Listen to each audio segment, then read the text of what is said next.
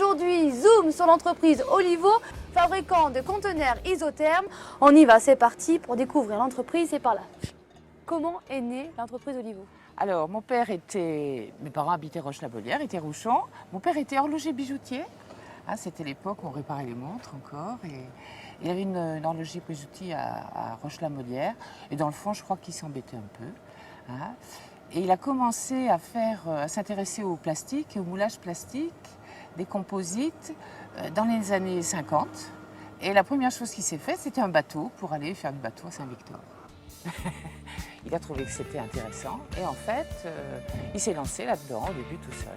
Et c'est comme ça que l'entreprise a été créée en 1956. Nous sommes implantés dans des bâtiments qui étaient des bâtiments des houillères, bien avant que la zone industrielle existe. Et on a toujours été ici.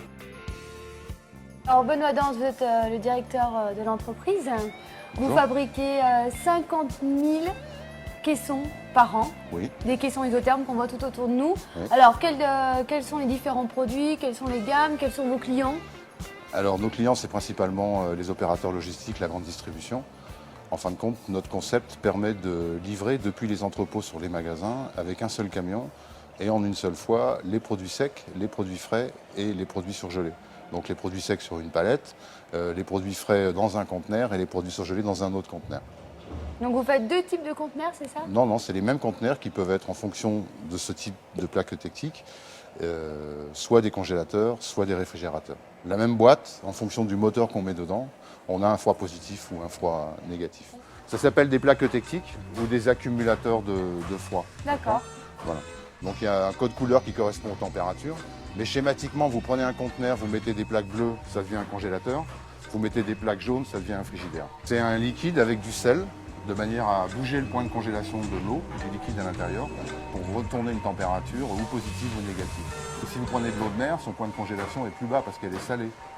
Voilà. Nous, ce qu'on fait, c'est qu'on rajoute encore plus de sel pour descendre encore plus bas, pour avoir des températures des produits surgelés jusqu'à moins 20 degrés. Les 20 minutes, ça tourne d'un tiers de tour. Donc à gauche, vous avez le four, et à droite, vous avez la chambre de refroidissement. Donc première étape, j'implémente la matière première. Deuxième étape, je mets dans le rotomoulage, ça tourne et ça va me faire la coque extérieure. Troisième étape, je vais les refroidir. Quatrième étape, je vais démouler. Et quand c'est démoulé et encore chaud, à peu près 80 degrés, je prends l'enveloppe ou la porte et je vais la mettre à l'atelier d'à côté où là, je vais injecter la mousse de polyuréthane. Seconde étape de la production, c'est très simple, c'est ici qu'on injecte un liquide qui fait la mousse polyuréthane, qui est l'isolant des conteneurs. C'est un petit peu la recette magique qui donne toute l'isolation à ces pièces. Donc en fait, il y a 3 étapes. Voilà. Création du caisson, la mousse à l'intérieur et l'assemblage.